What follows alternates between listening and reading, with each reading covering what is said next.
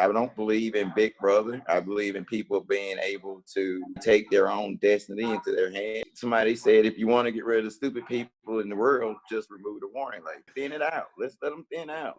I don't need the government to tell me.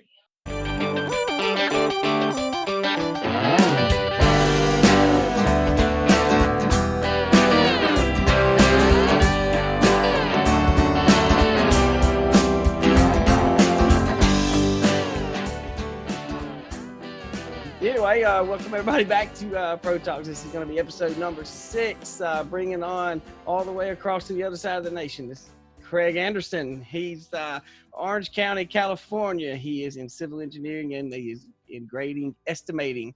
He's been in the industry for more than 35 years now. We'll hand it right over to you, Craig, to finish your introduction.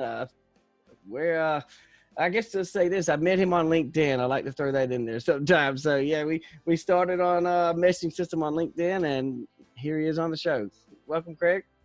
Thank you. I started out of a guy's garage just doing takeoffs, and I was a math major at Cal Poly, and just really love the math part of doing earthwork. That's what my specialty is. I really like to do the figuring the calculations and doing the studies of, hall studies and stuff like that. So I really liked earthwork. There was a lot of math involved. Yes. I know people don't realize that, it's just dirt, right? Yeah, but there is a lot of math involved. So the math geometry in there as well. To move dirt correctly, you have to, you have to know how much there is to move. So to calculate the volumes, and that's where I specialize. I calculate exact volumes for my customers so they can feel comfortable about putting lower profits on their projects. That's how they get work. Okay, so you're not just in estimating, then you're also in actually moving the dirt as well. You become a contractor as well. I was the chief estimator for a large grading company here in California. So, and I've done both grading and underground utilities. So I've done big multi-million-dollar projects. Oh, I got you. So size is not an issue with you then. No, but I've bid everything from a $15,000 little corner lot to 80-acre, 100-acre projects. It's all just numbers to me. So true. But there's a lot of calculations involved, and there's a lot of thought about how to put the whole project together, and that's where my organizational skills, I would say, that I can help people, do that. That's right. You say you're a guy with a spreadsheet as well. I'm a spreadsheet. I'm an Excel guy. I actually wrote a software package in Excel for 68 tablets for an AT&T contractor. Oh. And it made their system, they were billing 30 to 60 days. When I got done, they were billing instantly. Oh. That day. So. Oh, I got you. Yeah. No, I'm a big fan of spreadsheets as well. Microsoft Excel has been my friend for quite some time. If it's necessary or not, I will put it in Excel and make something spreadsheet and formulate it. I like that as well. I'm same. Well, behind Excel is Visual Basic. Yep. And I was a C++ guy as well, so I remember. Yeah, so I was like, this is awesome because I've been doing stuff in BASIC for a very long time, and I just went crazy. People say you do things that no one else has done in Excel. I mean, like you could double click on a spreadsheet on a space and open up a sheet, and I do stuff. It's crazy fun. That's great. That's great. See, that's where my computer science knowledge actually kicked back in. I kind of stepped away from it for a while and came back into it. But yeah, Visual Basic. I was actually the last student at university to take COBOL. I mean, program languages kind of changed my thought process. COBOL. Who knows about COBOL anymore? I don't even remember the course. Fortran 44. Oh yeah. So you're a computer guy, right? Yeah. But if you put a gun in my head and ask me to do a pivot table, I'm just gonna shoot me. It'd be much easier for me to take the bullet. Well, brutal honesty. Dude, well, excuse me. Oh man, so the hot topic obviously with the world right now is It got a COVID. little cold there. Oh man, look at me. I'm bringing Wait, let me put my COVID. mask Oh, on. I got that fake ass virus going on. So, but no, really, I mean, it's the hot topic, and it's something that it's just a growing concern going on and on. You know, between what mainstream media puts out versus what we kind of see to be logically there. You know, what's your first comment when I say COVID-19? What's the first thing you think? I know you've got some pretty strong views, which we all are starting to see. You know, to be honest with you, I think that it was a very scary thing at the very beginning, like we were talking earlier, and we were all very cautious. But once we started seeing the numbers, we should have kind of really drawn back. Yeah. I mean, immediately, like, wait a minute, these scientists were really wrong. There were 2 million compared to 30,000. Yes. That's the new number today, right? Yeah, 30,000. It's nuts. Yeah, I actually wrote down what was reported. And when I say reported, I mean, this is what mainstream media is claiming, you know, whether or not this is true or not. And we're going to get into that, I'm sure, in a minute, too. But mainstream media this morning reported 1.18 million confirmed cases across the country, across the U.S. And then, of course, the death toll now up to 69,000, you know, but it's just, Sean, when we first started going with this, now I would say that our first episode we aired, what was that, back in last of March? It was, I think we mentioned that it was just over 2,000, or between 2,000 and 3,000 cases. So that shows a big acceleration. But you know, starting to wonder, are these numbers true, or just how true are they? You know, well, you know, if you get hit by a bus, they're gonna say you died of corona. That's correct. That's correct. I was just reading some more on that today. How I want to go look this up to confirm it, and I have time to do it before the show started here. But if a patient has passed away and they experienced a symptom that was like COVID within that 28-day period prior, then it is, you know, mandated that they had to, on their autopsy, had to list COVID, you know, as part of the cause of death. You know, whether it was confirmed or not. So, you know, that's always going to drive these numbers up far beyond what they actually are, I think. Well, I know. But, you know, it's just some of these things I've read about today, and the more the study that I'm just beginning is on the backside of this thing is it's highly inflated for sure. And it's so put on, you know. And I guess what we talk about mainstream media, since we're on that topic, what I do not like about mainstream media is what they keep putting out. Here's the words in just 5 minutes of talk, or for me, listen, it's just 5 minutes of what the mainstream media was putting out this morning. The word fear, numbing, horror, tensions, staggering, sobering, alarming, out of control, startling. All these words are mentioned in just 5 minutes of me listening. I mean, what are we expected to do? You know, what do they try? It's fear mongering to me. You know, no positive note mentioned in between any of those words I just named off. You know, that's what bothers me, is why would mainstream media continue to want to push fear in a time like this where everybody needs some positivity to move forward? Let's go out. I mean, anybody have any thoughts on that? It bothered me. Well, I'll say something here. I don't mean to interrupt, Sean, but I stopped watching TV immediately. Because I saw it. We just started. We're animals. Remember, we came and we were scared. We were scared of dinosaurs, and that's why we survived. Because of our fear. Fight or flight. That's why we survived.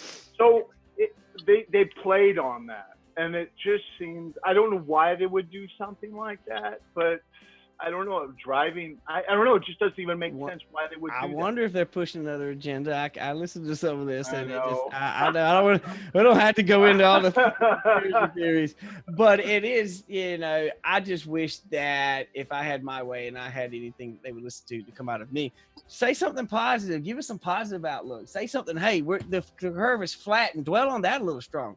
You know, and instead of just dwelling on how bad it could be if we don't, and no, we need to stay locked inside. I'm done with lock-ins. I'll say that I'll probably get pushed back, and I don't care. But I'm not staying inside any longer. I have no fear of this thing anymore. I mean, look, truthfully, I have my very own uncle who has been tested positive for this, or whatever that test says. It's telling him he's positive of this. So, but I'll go sit down with him right now. I'm not afraid of it. It should not be. It's just a flu. It's a bad cold. Unless the only people that are going to die of this are people that have underlying conditions, and they die of the flu or pneumonia or COVID. It doesn't matter. It's going to go down as COVID on the autopsy, it seems. I actually have a memo on my computer. I don't know if I could ever give it to you, but it says exactly that. Really? I have that memo. Oh yeah, I did a lot of research on this thing. Yeah, and they actually said it does not matter what it is as long as the underlying, if they had COVID. Yeah. Never in the future, never have they ever tested somebody post-mortem. Yes, heard that as well. I can confirm that. Post-mortem. After they're dead, do they have COVID? Oh, yep. Okay, COVID. Yep. Somebody said they did, or it's likely they did. Let's put it down. That's driving the numbers. And like I said, the whys, we don't exactly know right now. We'll get to the bottom of it, but no, it go down as COVID no matter what. And Sean, he used a good example last record where he said, someone with COVID, whether they experience symptoms or not, they get run over by a dump truck. Their death certificate said they died of COVID. I mean, come on, let's be smart. I like to see some logic. When I see something that's not logical, that's where my anger comes in, and I have to control myself because I expect people to be logical and think logically. And so you can imagine how often I get angry. You have to be. These people are all fearing for their lives, so that's one thing we have to be conscious of that. And that's, these people are wearing masks when they in their cars. They're just so scared. The media has really driven something terrible. Yeah, I know, and I remain empathetic to those who have lost their loved ones. During this time period where it's so edgy, and all the stress on everyone and the anxiety, and then you lose a loved one. I mean, I can only imagine, which actually I can do more than imagine. I told you I've lost a child. So obviously in the beginning, I was very, precautious until I educated myself. I chose to keep them inside until I educate myself to the point where I feel comfortable. And it really didn't take that long. I was careful. You look at our first episode where I saw an infant in a buggy. I thought that was way too soon to take them out when we don't know enough yet. Let's take precaution first. I'd rather be the dumbass who didn't take them out and it was a big nothing rather than be the one who took them out trying to be too bold, or too stupid. So, but now that I've educated myself quite a bit on this, I feel very comfortable. I'll take them both out. To take some heat on that, I will, but that's my call. And I believe me, I'm very protective of my children after I lost an infant. So I'll speak for that pretty freely. I will. So, but yeah, I guess let's see. What do you think about New York City and Cuomo, and how is he? Do you follow how New York City, how they're? No, I live in California, and my governor just shut down the beaches. Really? So you're basically in the same, LA similar. You're in Orange County. Yeah, so our governor shut down the beaches. Now, yesterday, I just happened to be running on a closed beach with a bunch of 100 other people on a closed beach, giving this to the lifeguards as I passed them. Yeah. Yeah, so we kind of just flipped the bird to our governor. So, really? Yeah. I agree with that. I've heard him enough. I don't want to hear him anymore. No, I'm just, again, I think that we should have been cautious. I mean, this is something that could really injure a lot of people. I think that but I don't think in the history of our country we ever shut down the economy, because there's so much worse things that could happen. Yes. What do you think, Sean? Come on now, you need to speak up. I want to hear you. So I feel like, okay, I'm a libertarian mostly, and I just feel like the problem is the government overstepping. And I don't believe in Big Brother. I believe in people being able to basically take their own destiny into their hands. I don't believe in the warning labels. Somebody said, if you want to get rid of the stupid people in the world, just remove the warning labels. I'm a social Darwin. Let this thin it out. Let's let them thin out. I don't need the government to tell me. That's not what I pay my taxes for. You're right. I don't pay taxes for the government to tell me how to live my life, what to put in my body. I pay my taxes so that my roads are nice, the police are paid, and I'm protected. And in case I run out of bullets, you know, I can always call somebody. Well, that's good. So basically, you want the government to step aside and remain freedom. You know, if someone is too afraid to go out, that should be their choice. If someone's not afraid, that also is their choice. Stay in or go out, but it still be freedom of choice. You know, the way I see it is, if you're staying inside, you're protecting yourself. If you want to go out, you should have the freedom to do so, and you're risking yourself. It's not like, you know what I mean? The fact that they say that they're claiming that you're risking others, I mean, yeah. I don't think so. I think if fake news. Yeah. Fake news produced by left-wing liberals that are never Trumpers. Now, I'm going to piss a lot of people off, but I'm... Oh, no, not in this crowd, you aren't. I received my English check. 45 is my president. Ride or die. Well, you got it. Yeah. I'll vote for his ass twice in November. well, you know, and it goes back, you know, did it click now? That's good to know. I'm gonna quit. Good one. Oh man, so I can stay on that for a minute, but I'll get away from it. What do you think about Sweden? You see how Sweden is? I mean, take no lockdown precautions. The numbers as far as cases and deaths, pretty much neck and neck what we're going through, but they didn't have to shatter their economy to get that way. You know what I mean? Same result without wrecking the economy. You know, I think that should serve some kind of example.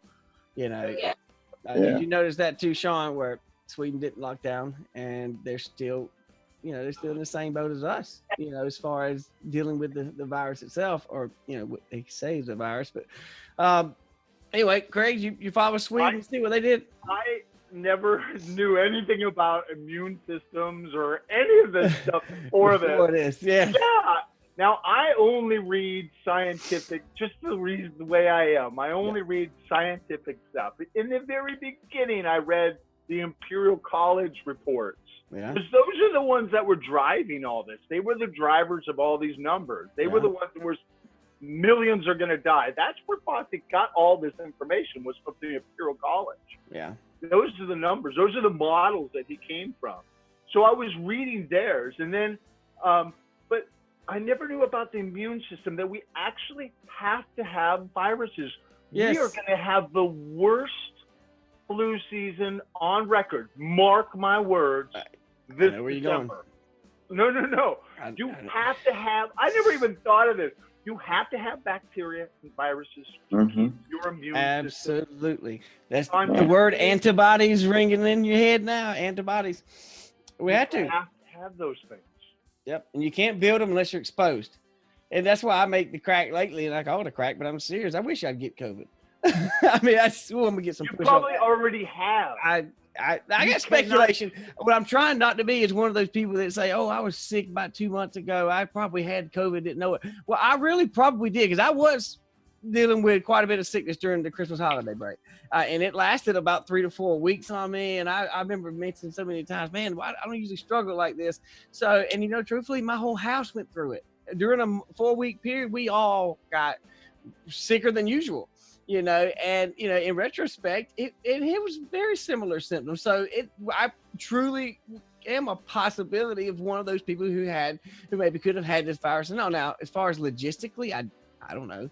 I don't know if it's actually did or not, because it's not really in our area. It's not all over the place. You know, we've got like maybe 5 cases in our entire county region. So, you know, we're not that have gone to the hospital and got tested. those. Yes.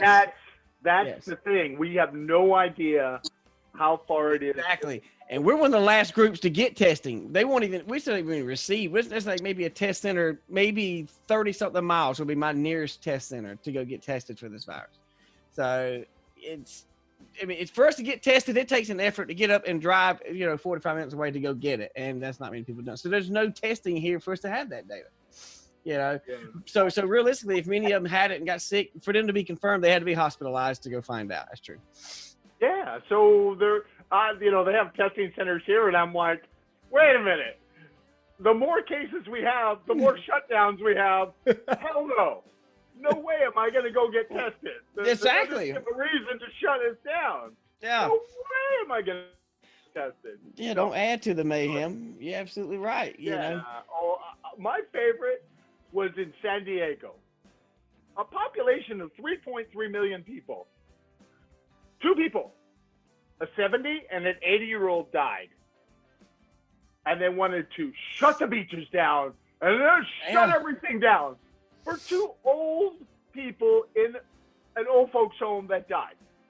And the reality is virus or no virus, that occurrence may have still happened. Just being real.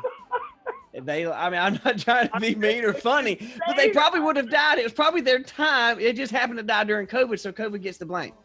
I hate to be so crude about it, but I'm just so angry with some of this poor decision making now. That's okay. Freedom rally. You really? Good. Oh, yeah. I'm glad I got Craig. All of those, man. I am so into the freedom rally. Yes, yeah, and good, because I'd hate to be in this alone. But like we said in the beginning, I was cautious in the beginning. I had good reason. Yeah, I think you had the right things. I think we all were. Yeah.